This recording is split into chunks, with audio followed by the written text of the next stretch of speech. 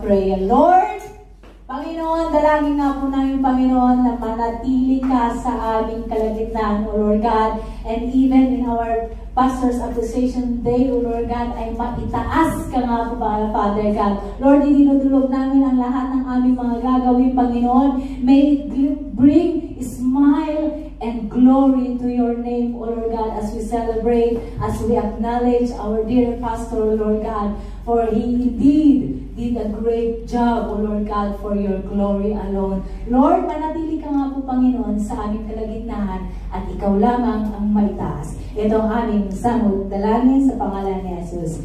Amen. So ladies and gentlemen, welcome to our Pastor's Day Appreciation. And here's your host, the one and only, ang bongga-bongga. Ha? Yun na yun! Karen Vilante! So, magandang umaga sa ating lahat. I am Karen, your host for today. As we are going to celebrate Pastor's Day. Opo muna. So, as we start, may we call on our beloved pastor to sit in front, please. So, meron po kami mga katanungan para kay pastor. Na di umano nakalap ng aming team. Charot. Okay. First question po ay, na scale of 1 to 10, gaano mo kami si Madam? 9 and 1 half. May 1/2. Number 2, paborito mo na nga ba ang Saturday Club? Wow. Hindi. Bakit kasi sinulat pa eh? Number 3, approximately, ilang oras po ang ginugugol ninyo sa pagdarasal araw-araw? Hindi pareho. Most of the time ngayon, since I had the theme about the Holy Spirit, it was a good thing kasi mas umahaba yung prayer life ko. Siguro between 30 minutes to, average ng 30 minutes hanggang 45. Ganyan. Kung hindi ka po pastor ngayon, ano po kaya ang profession mo? Oh, well, graduate ako ng civil engineering, so probably engineer ako. Same. Number 5, have you ever thought of quitting ministry? If yes, what motivates you to continue?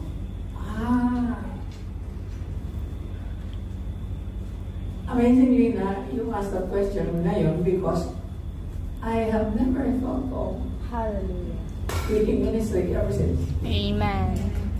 Wala akong recollection na since the day I started, since the day I went to Papua New Guinea, oh no, even before that, since I had my first church in Davao, hanggang ngayon, I wasn't even thinking of doing any other thing. Hindi sumali sa isip ko na mag-quit. Sumali po yun. 6, sino po ang tingin nyo maihahalin tulad kayo sa mga characters in the Bible and why? Like ko sinasabi, kamukha ko si Apostol Pedro. Kasi si Peter, ano siya, yung maraming panahon siya unstable. Before the baptism of the Holy Spirit, unstable siya. Even after that, may mga napakarami niyang ginawang or nangyari sa buhay niya na palpak. Pakiramdam ko, yun yung namimiro ko sa buhay ko sa kanya. And aside from that, nakikita ko na yung grace ni Lord kay Peter is really abounding until the end. Next. Recently, you celebrated your birthday. Maaaring ba namin malaman ang wishes mo? Wish ko lang na I wish that I can abot ko yung 65 na nandito pa ako.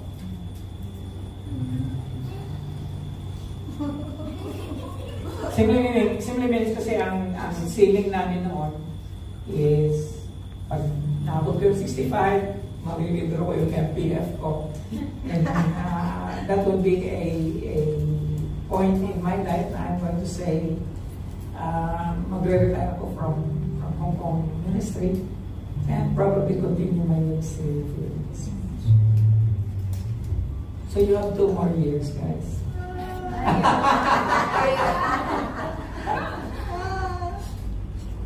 Naiingayan ka po ba sa Saturday group? Hindi naman. Pwede pa lang. So, huling beses po nag-cheat sa pagkain. Ha? Huling beses nag-cheat sa pagkain. Nag-cheat? Ako. Cheating mo. Ako?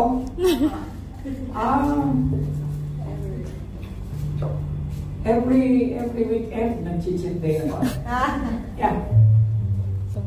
I can eat anything I can.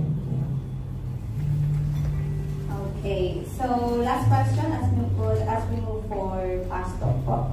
Ano pong ma-advise nyo sa mga gusto maging pastor? And paano po ba dapat magsimula? Crucial for pastoral ministry. Hindi na nangyayari ngayon. Kadalasan sa mga nagpapastor ngayon, itinutulak para maging pastor. Yes. Nung panahon namin, kailangan meron kang calling. Kasi yung calling ng Panginoon to become a pastor is irresistible. Okay? Kasi pagka may calling sa Panginoon, God knows kung sino yung mga tinawag niya. Yes. Katulad ng tanong mo kanina, why is it na hindi ako nagkaroon ng even a time in my life, I have no recollection of quitting or abandoning the ministry or going for another job. Maybe because I know that I am called to do something. And when you are called to do something, you don't think about anything else. Yeah, may mga panahon ng discouragement. Yes, there is. But to abandon ministry is, in fact, even retirement is not in my agenda. So, kung mayroong crucial element ang pagpapastor, just be sure na tinawag ka ng Panginoon. Yeah. Palalaman mo na tinawag ka ng Panginoon because yung overwhelming yung burden. Okay, first and foremost, ang unang panahon, sa panahon namin, hindi promising ang pastor for abundance. Talagang noon, hirap ang mga pastor. Yes. Ngayon lang yan, nakikita mo mga pastor na SUV, kung, patravel-travel kung saan. Pero nung panahon namin, walang ganun eh. Lahat ng pastor na nakikita ko, puro hirap. Okay? Bihira ako nakakita na pastor nung walang panahon na materially or prosperous in material sense. No? They live simple lives and I don't know, I have chosen to live that life before when I accepted the call. So yung incentive, I just need to be very sure na tinawag ka ng Panginoon because pag alam mo na tinawag ka ng Panginoon, blessings follow eh.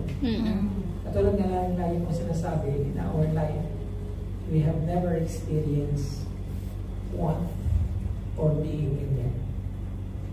Hindi kami nawala ng pera, hindi rin kami nagutom, and we were abundantly supplied. I can say that. Questions? Wala na. So, meron po kaming fast talk dito and you have to choose one or you can say pass naman po. Okay. Father figure or disciplinarian? May hit mo na ako tayo. Ano yun? As relates to me? Yes. Okay. Favorite season? Season? Yes. Autumn. Hong Kong or Philippines? Both.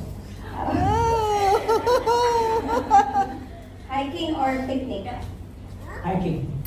Bald or gray hair? Bald, because I'm already bald. Knowledge or wisdom? Wisdom. Truth or sweet lies? Truth. Old Testament or New Testament? New Testament. Instagram or Facebook? I have not That's understood. Facebook. Taong huling nagpasaya sa'yo? Tama, nagpasaya sa akin. Jasmine. Jasmine. Yes. Yeah, I think it's Jasmine. Oh. Pasko or New Year? New Year. Bagay na mahirap bitawan? Sometimes may nabitawan yung success. Okay. Kung gamit ka sa banyo, ano ka? Hilot.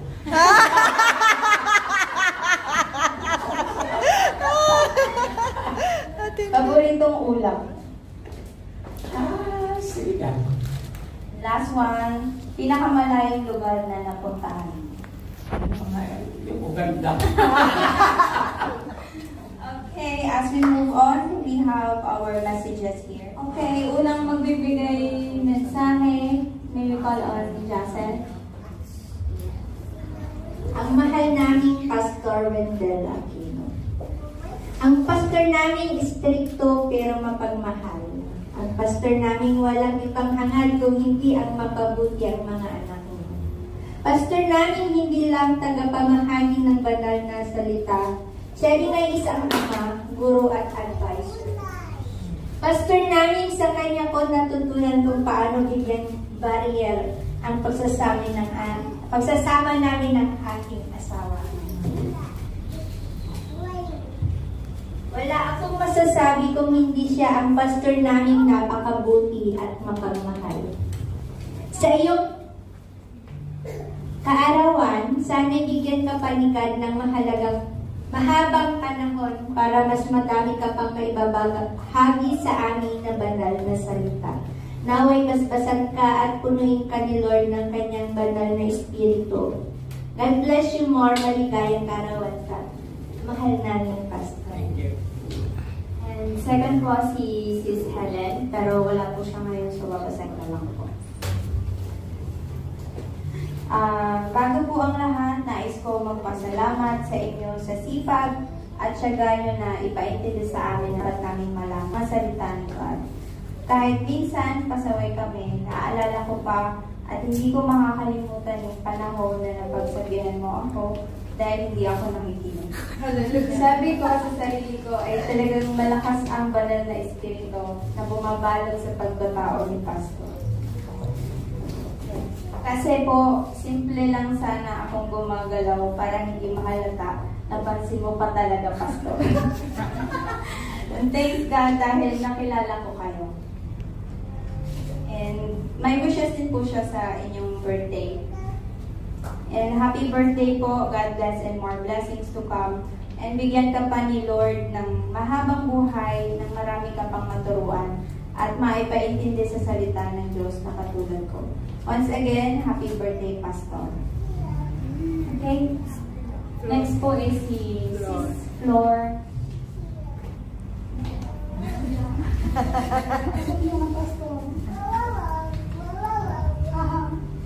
Pastor, praise God. Bago po simula ng aking maising mensahe para kay Pastor, nais ko pong litsang batiin ang belated happy birthday, Pastor Wendell Aquino.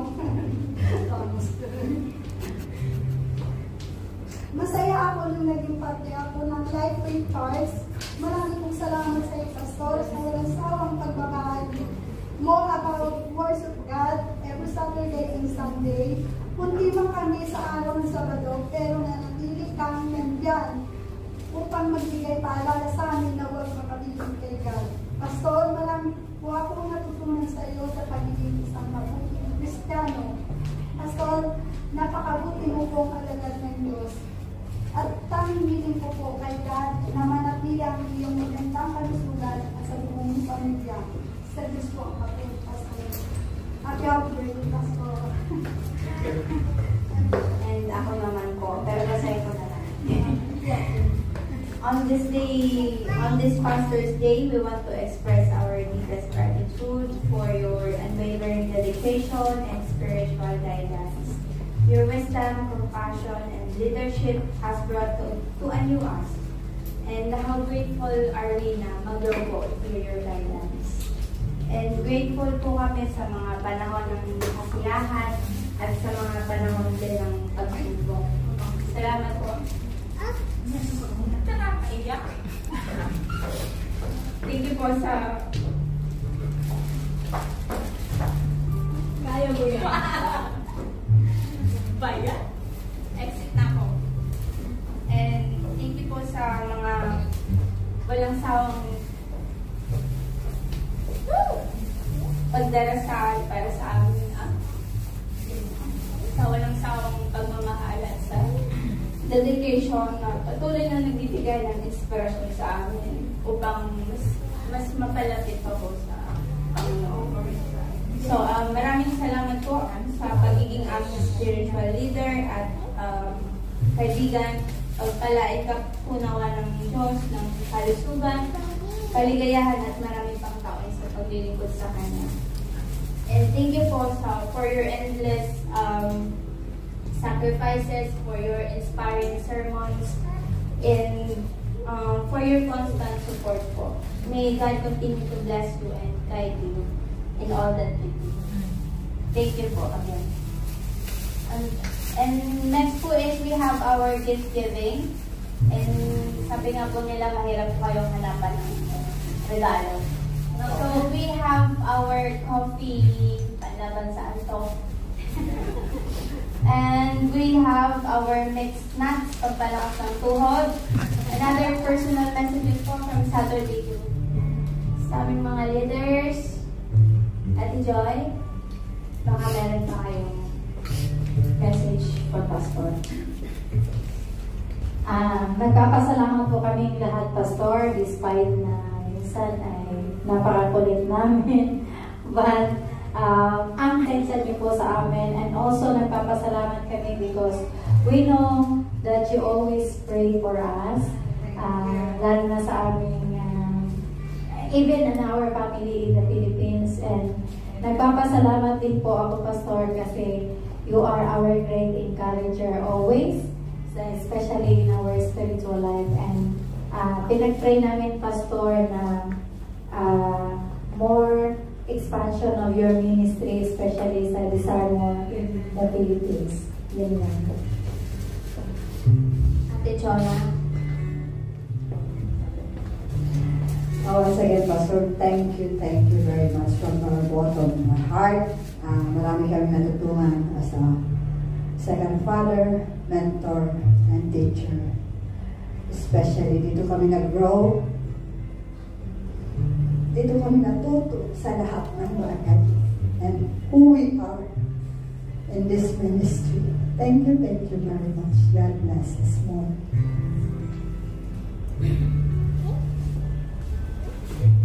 So, meron po kaming song dedication for Pastor. And everyone should surround Pastor facing the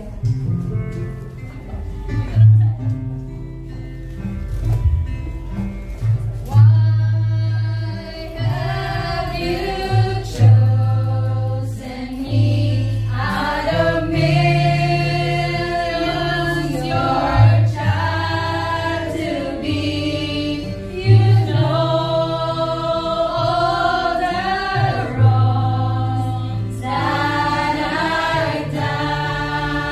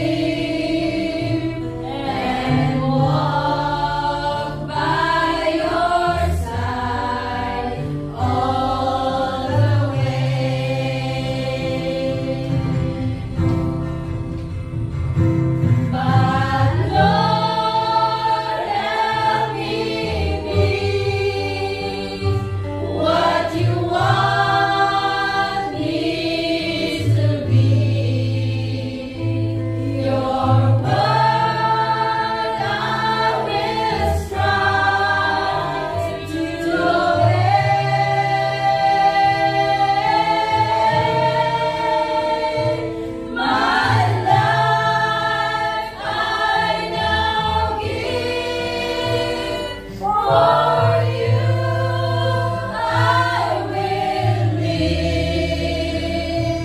and walk by your side all the way.